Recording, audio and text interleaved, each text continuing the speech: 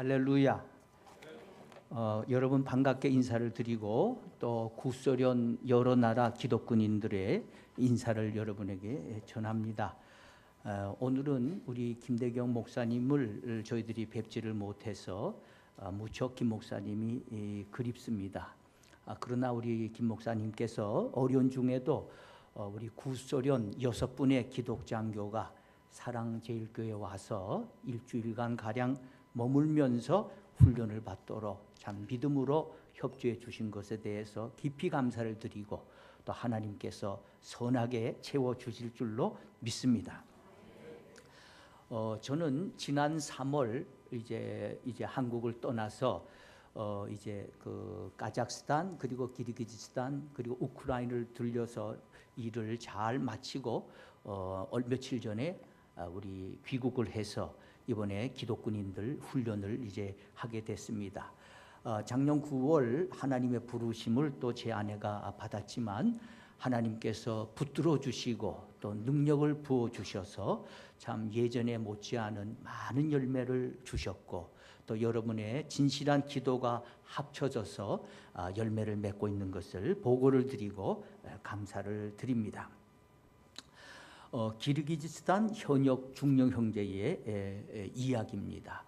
이 부부가 예수님을 믿고 진실한 생활을 하고 있는데 이분들이 그 남편 이 중령이 하늘에 계신 우리 아버지라고 기도를 부를 때마다 이 형제의 마음속에는 남모르는 회개의 눈물이 흐르고 있습니다.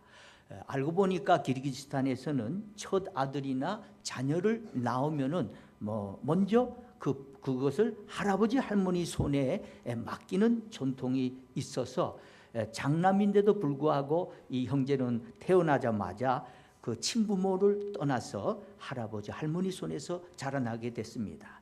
자연히 아버지에 대한 애정과 존경심은 없이 살다가 그가 청년 소위가 되었을 때에 아버지가 위중하다는 소식을 듣게 됩니다. 그래서 병원을 방문하니 아버지는 당시 중령이었는데 얼마 지나서 세상을 떠나게 됩니다. 그 당시는 몰랐는데 예수님을 믿고 결혼을 하고 나서 보니까 아버지라고 하나님을 부를 때마다 자기가 자기의 친아버지를 아버지라 부르지 못했고 그 아버지에 대해서 사랑을 품지 못했던 것이 자기 잘못이 아닌데도 마음에 깊이 상처가 되어서 눈물을 흘리며 참회를 하며 진실한 아버지가 되어가고 있다는 이러한 이야기입니다. 이러한 이야기는 여러분의 또 저의 경험이기도 합니다. 처음 우리가 복음을 받고 전폭적인 하나님의 은혜로 구원을 받아 하나님의 자녀가 되고 조건 없이 주시는 십자가 은혜로 우리가 그 십자가 은혜를 입어서 하나님의 자녀가 되었지만은 우리가 예수님을 믿고 난 후에 우리 속에 있던 예전의 습관과 상처와 허물과 잘못된 습관이 보이면서 우리 역시 참회의 삶을 살게 되는 것입니다.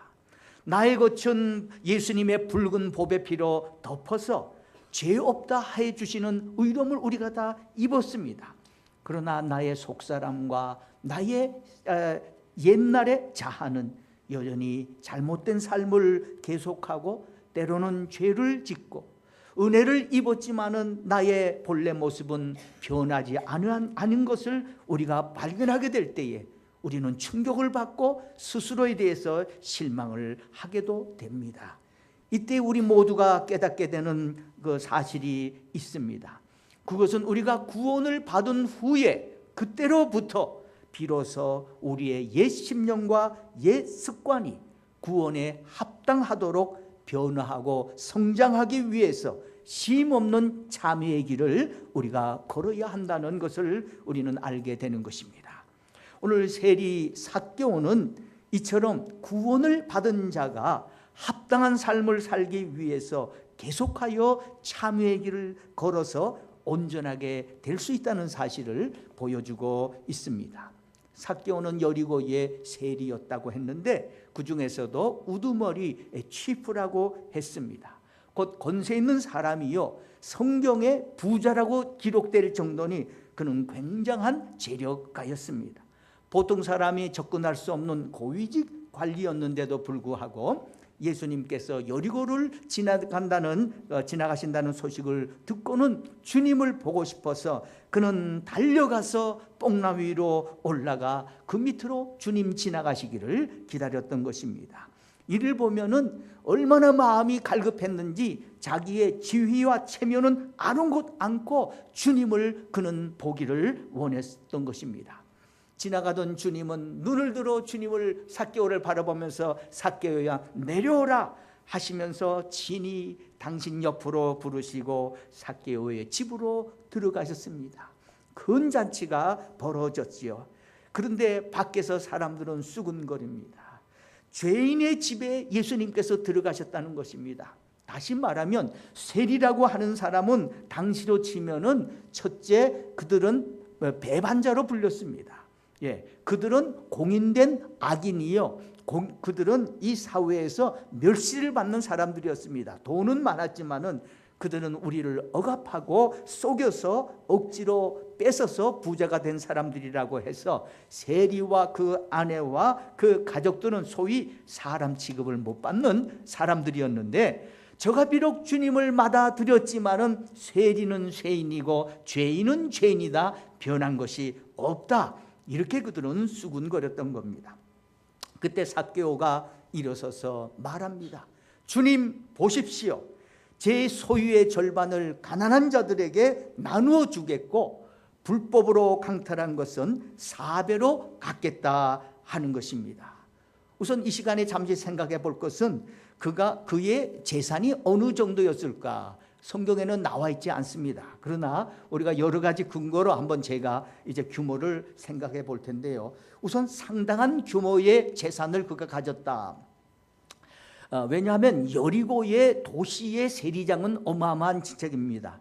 여리고라고 하는 도시는 4,000년의 역사를 가진 고대 중동의 큰 도시로, 또 예수님 당시에 헤롯 그 대왕이 이 특별히 여리고를 큰 도시로 건축을 했습니다. 그래서 짐작키는 삭개오의 집은 보통 유대인의 집이 아니고 또 큰 집도 아니고 로마식의 큰 저택이었다. 오늘로 치면은 큰 넓은 정원이 있는 큰 맨션이 바로 이 삭개오의 집이었다, 이렇게 생각이 됩니다. 오늘날 그의 재산을 환산한다면은 그저 이건 제 생각입니다. 약 200억 원에서 500억 원, 그러니까 2천만 달러에서 5천만 달러는 좋게 되었을 것입니다. 이 어마하게 많은 돈인데 이 중에 반을 자르겠다는 겁니다. 10의 1조도 아니고 2조도 아니고 그 중에 반을 잘라서 내놓고, 이거 굉장히 크죠, 그죠? 100억, 200억을 내놓은 거예요. 그냥 돌려주겠다는 거예요. 그 다음에 남은 반도 다 갖지 않고, 혹시 너희들 중에 나에게 참 소송할 사람들이 있어서 내가 불법으로 세리기 때문에 돈을 빼앗은 사람들이 오면은 내가 4배로 갚아주겠다. 이 사람이 돈을 뺏어서 산 사람이고 세리장이니까 엄청나게 또 많은 돈이 이제 나가게 될 것이니까 아마 상당히 많은 양이 나가고 얼마 남지 않았을 것입니다. 근데 이 결단을 내린 거예요. 이 성경을 보면은 예수님에 의해서 치유받고 구원받는 사람들이 많이 있지만 이처럼 삭개오처럼 구원을 받고 나서 엄청나게 변한 사람은 거의 없는 것 같아요. 자, 그러면 이것이 무슨 뜻인가? 재산의 반을 그는 이제 주겠다 하는 이야기는 자기는 새로운 삶을 살겠다는 겁니다. 구원만 거저받은 것이 아니고 내 심령이 정말로 변했다 하는 그 증거가 되는 것 아닙니까? 그 다음에 4배로 갚겠다는 것은 무슨 뜻이냐? 과거뿐만 아니라 지금부터 앞날에도 나는 죄 안 짓겠다는 얘기예요. 나는 주님의 제자로 살겠다. 여러분, 이것은 굉장히 놀라운 일입니다. 본인이 바로 세리의 심령, 세리라고 하는 것은 돈을 위해서 민족을 팔아먹는 사람들, 돈이면은 모든 것이 다다 하는 오늘날의 현대인의 만모리즘을 바로 대변하는 사람이 바로 이 세리고 삭개오인데 그 삶을 청산하겠다는 거예요. 그리고 앞으로는 돈보다 주님을 우선하고 정의와 공의와 인애와 성실의 삶으로 참으로 변화된 삶을 살면서 세리로서 주님의 제자의 영광을 드러내겠다. 이건 정말 어마어마한 간증입니다. 저는 이 성경에 그 뒤에는 기록되지 않지만 이 삭개오를 통해서 많은 사람이 주님께 오게 되고 변화를 받고 새 사람이 되었다, 이렇게 생각할 수가 있겠습니다. 이러한 삭개오의 구원을 일컬어서 이는 구원에 합당한 생활에 이르는 참회의 구원, 뭐 이렇게 저는 부르고 싶어요. 구원은 이미 받은 건데 구원받은 자로서 합당하게 속사람이 변하고 인간관계가 변하고 사회생활이 변한 진실한 변화의 삶을 가지는 그러한 구원, 이러한 구원이다 부르고 싶습니다. 그래서 오늘 이 말씀을 나누고 싶은 거예요. 우리가 주님을 믿고 제사함 받으면은 다 된 것이 아니죠. 종착역 도착한 것 결코 아닙니다. 물론 우리가 육신이 죽어서 하늘나라 가면은 이미 종착역에 도착했지만 호흡이 있는 동안에 우리가 예수님을 믿었다는 것은 천국 생활의 시작인 겁니다. 이제 출발을 하는 거예요. 이제부터 무엇을 위하여 사느냐? 예전의 생각과 습관과 행동이 변화되어 합당한 생활을 이루고자 애를 쓰며 승리와 영광의 삶을 사는 것이 우리의 삶인 줄로 믿습니다. 그래서 여러분, 오늘 아침에 이렇게 우리 목사님과 함께 참회 기도를 드리는데 참 잘하는 일이다. 왜? 날마다 매주 매달, 그리고 성령님이 비춰주시면 지난날에 우리의 허물과 죄된 상처가 떠오르지 않습니까? 이게 치료를 받아야 돼요. 받아야 앞으로 달려갈 수가 있거든요. 그래서 참 귀한 교회다 저는 생각을 합니다. 이렇게 구원에 합당한 참회의 길을 우리가 애를 써서 가야 되는데, 이러한 길을 걸을 때 두 가지 유익을 오늘 나누고자 합니다. 첫 번째로, 우리가 이렇게 참회의 삶을 살고자 할 때에 육신의 정욕과 옛 습관을 극복할 수 있는 힘을 성령님께서 부어주시는 것입니다. 아주 소수의 사람들은 워낙 태어나기를 그렇게 태어나서 참 이렇게 잘 사는 사람들이 있어요. 깨끗하지만 저를 포함해 우리 인간은 본래적으로 죄의 노예와 죄의 상처가 있는데 자기 힘으로 극복은 어려워요. 그래서 성령님의 기름 부으심과 도우심을 받을 때 우리의 속사람이 변하게 된 겁니다. 그 예가 어디 나오느냐? 그 유명한 사도 바울에게서 볼 수 있어요. 사도 바울이 다메섹 도상에서 예수님을 만나고 놀라운 경험을 했지만은, 그러나 예수님을 영접한 후에 그의 두 가지 모습을 우리는 성경에서 보게 되는데요. 첫 번째가 고민하고 갈등하는 모습이에요. 제가 이거를 보고 놀랐어요. 바울도 고민하고 갈등했다.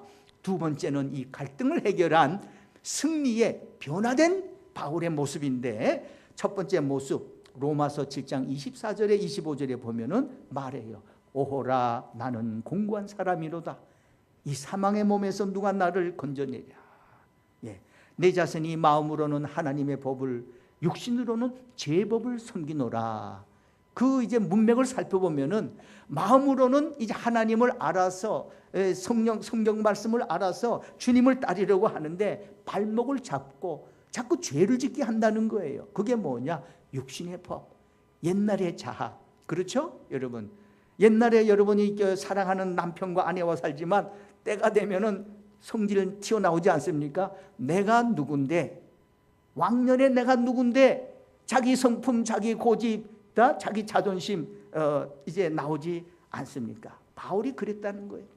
옛날에 죄의 법을 따르는 죄된 육신이 내 발목을 잡아서 이게 정말 하나님의 거룩한 사람이 됐는데 행하는 것은 참 부끄러운 일을 행하고 있더라 하는 이야기죠. 이것이 바울의 이야기가 아닙니다. 저와 여러분의 이야기지 않습니까? 은혜를 많이 받을수록 무엇을 깨닫느냐? 나의 죄가 드러나니까 부끄러운 거예요. 그래서 바울이 심각한 고민 중에 기도를 하다가 해결 방법에 이르게 되는데, 그것이 로마서 8장에 나와 있는 거예요. 로마서 8장에 11절 13절에 예수를 죽은 자 가운데서 살리신 하나님의 영이 너희 안에 거하시면은 예수님을 죽은 자 가운데서 살리신 하나님께서 너희 안에 거하시는 당신의 영, 곧 부활의 영으로 너희의 죽을 몸도 살리시리라. 이거는 이후에 하늘나라 간다는 말씀이 될 뿐만 아니라 이 땅에서 이 죄의 습관, 막 가끔가다 욕하고 가끔가다 원망하고 남 비방하기 좋아하고 샘내고 뭐 속으로 말할 수 없는 죄들 있잖아요, 우리 속에. 이거를 이길 수 있는 힘이 바로 성령님에게 있다는 거예요. 그러면서 더 구체적으로 가르쳐 주시는 것이 로마서 8장 13절, 너희가 육신대로 살면 반드시 죽는다, 이 얘기예요. 예, 이거 지옥 간다는 이야기가 아닙니다. 우리가 은혜 받고 하나님의 자녀로 살지만 우리의 속이 변하지 않아서 옛날에 끊쳐야 될 그 죄를 계속 지으면, 계속 지으면 결국은 육신대로 살면은 육신이 끝날 수가 있다, 그 얘기를 하는 거예요. 물론 그 전에 하나님께서 우리를 이제 회복시켜 주시지만, 그러면서 해결법이 뭐냐? 영으로서 몸의 행실을 죽이면 살리니. 성령님으로 나의 옛 성품을 죽이면 해방될 수 있다는 거예요. 끊지 못하는 습관, 여러분들이 잘 아세요. 그건 뭐 제가 말하지 않더라도 스스로 알아요. 남 모르게 내가 갖고 있는 허약점, 열등감, 뭐 부족함, 뭐 이런 거 다 있잖아요. 이거 우리가 고민합니다. 솔직히 하는데 이것을 성령님으로 죽인다, 이 얘기는 뭐 칼로 찌르라는 얘기가 아니죠. 하나님의 능력으로 이것을 잠재우고 승리하고 심령이 변하면은 죽이는 효과가 나타나서 우리가 살아난다 하는 이야기입니다. 자, 제가 대학 시절 청년 집회에 참석했을 때 그때 강사 목사님의 간증을 듣고 제가 은혜를 받아서 여러분과 나누려고 해요. 그때 그 강사 목사님께서 청년 시절에 여행을 갔답니다. 가는데 마침 그 시골 여인숙에 들어갔는데 마침 그날따라 비가 와서 놀러 가지를 못하고 그 이제 여인숙에서 나가지를 못하고 하루 종일 지내게 됐습니다. 텔레비전도 없고 라디오도 없고 해서 뭐 심심거리가 없나 뒤져보니 짐에서 나온 게 신약 성경이었어요. 교회를 나가는 청년이었죠. 그래서 에라 성경이나 읽자하고는 이제 마태복음부터 읽어가는데 5장 산상수훈에 이르렀을 때 그만 거기서 사건이 터진 거예요. 이 산상수훈의 말씀, 마음이 가난한 자는 복이 있다, 애통하는 자는 복이 있다, 긍휼히 여긴 자는 복이 있다, 화평케 하는 자는 복이 있다, 이 말씀이 그날따라 그냥 가슴에 그냥 불같이 다가오면서 가슴이 콱 뚫리며 나에게 주시는 말씀으로 이 말씀이 들어오기를 시작했습니다. 밖에는 주룩지룩 비가 오는데 이 사람은 방 안에서 그냥 땡굴땡굴 문자그대로 땡굴땡굴 그냥 눈물 콧물 뒤범벅이 돼서, 이건 회개는 아니에요. 회개는 이미 구원을 받았으니까 참회의 기도로 하루를 보내고 이제 마음이 변화가 됐어요. 이제 비가 그쳐서 저녁에 문을 열고 밖에 나오니까는 사람들이 보이는데 지나가는 사람들이 모두 다 까맣게 보이더라는 거예요. 시체로 보이더라는 거예요. 죽었던 자기의 영혼이 살아나서 새 심령으로 바뀌니까, 살았다고 하지만 사실은 죽은 심령으로 걸어가는 사람들이 죽은 시체로 보이더라는 거예요.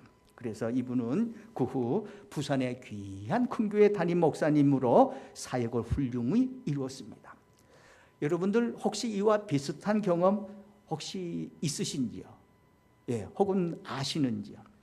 사람마다 케이스 바이 케이스입니다.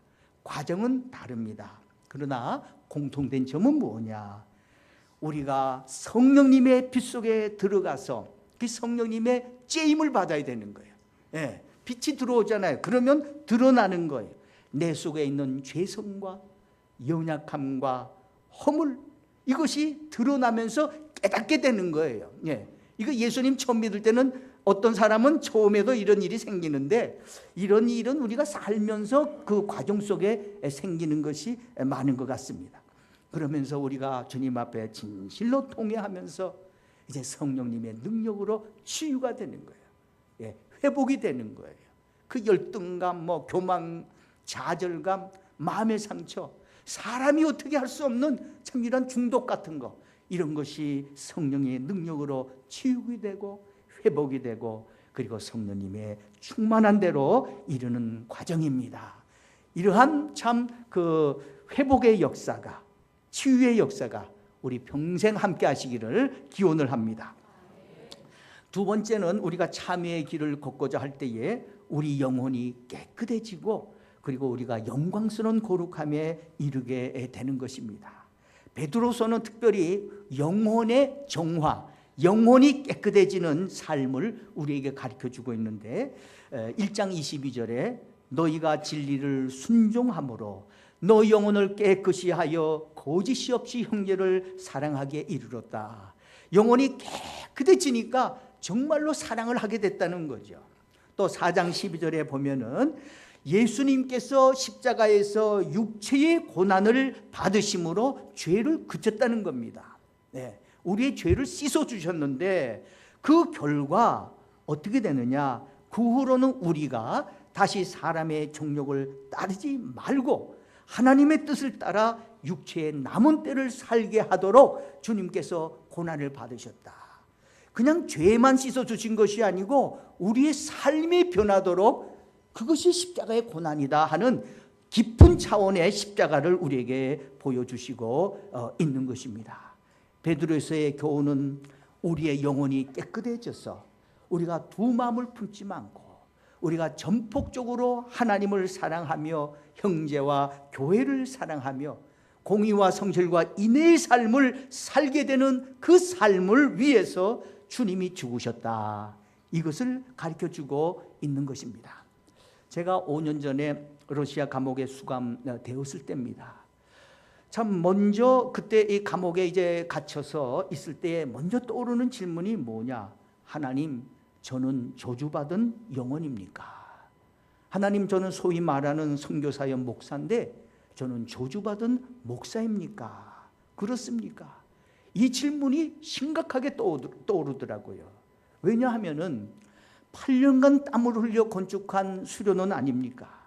그 영광의 헌당식을 하루 앞두고 수많은 세계의 동역자들이 지금 헌당식에 이미 오셨고, 그것을 집례해야 될 제가 지금 경찰에 체포되어 지금 감옥에 지금 갇혀 있는데, 제 스스로 생각할 때 하나님, 제가 무슨 죄가 있기에 이런 것이 틀림없지 않습니까? 제가 저주받은 선교사임에 틀림없지 않습니까? 사실은 이 질문이 심각하게 일어나더라고요. 그래서 제가 하나님 앞에 질문을 드리는데 하나님께서 응답을 안 해주세요. 구체적으로 뭐가 잘못이다 그래 주시면은 제가 이미 이렇게 된 상황이니까 솔직히 깨놓고 회개를 드릴 텐데, 무엇이 너 구체적으로 잘못했다 보여주시는 것이 없고 또 법적으로도 정확한 것이 없고, 그러나 제 신세는 감옥에 갇혀 있고 모든 영광은 빼앗기고, 그것이 저의 참 정말 처참한 그러한 신세였습니다. 그래서 남은 길은 한 가지, 주님 직접 만나서 물어보는 수밖에 없어요. 그래서 내가 주님의 보좌 앞에 나아가리라. 이게 단순한 기도가 아니고 정말 주님을 대면하여 내가 여쭤보리라. 주님, 정말 제가 이런 죄인입니까? 그래서 이 4개월의 기간이, 물론 그동안에 하나님께서 감옥에 있는 사람 많이 전도하게 하시고 하셨지만은 저를 위한 기간은 참회의 기간이었습니다.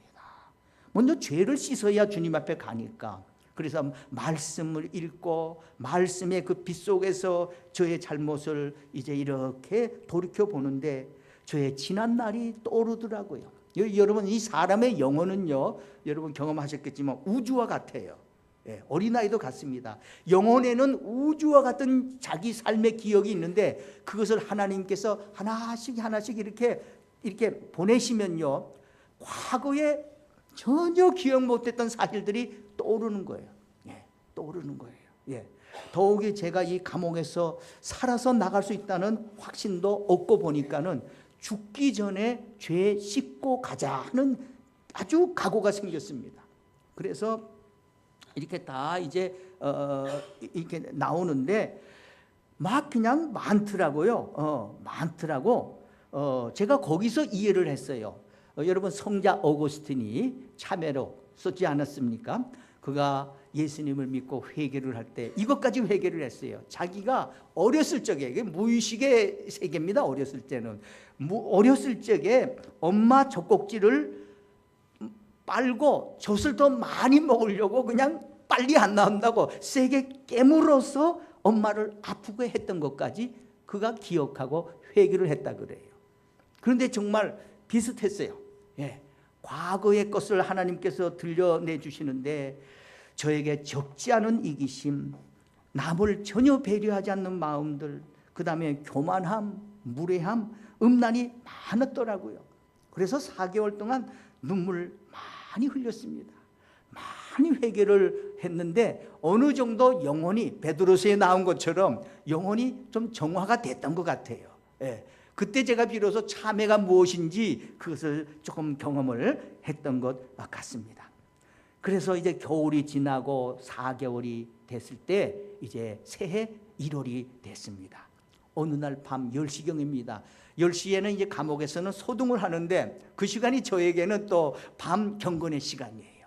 그래서 이제 제 장소는 조그만 감방이니까 화장실 앞에 그 조그만 공간이 저의 이제 주님을 만나는 장소인데 거기에 이제 서서 혼자 이제 주님을 바라보며 찬양과 기도와 이제 찬양과 기도를 드리는데 그때 제 영혼이 들려 올라가는 거예요.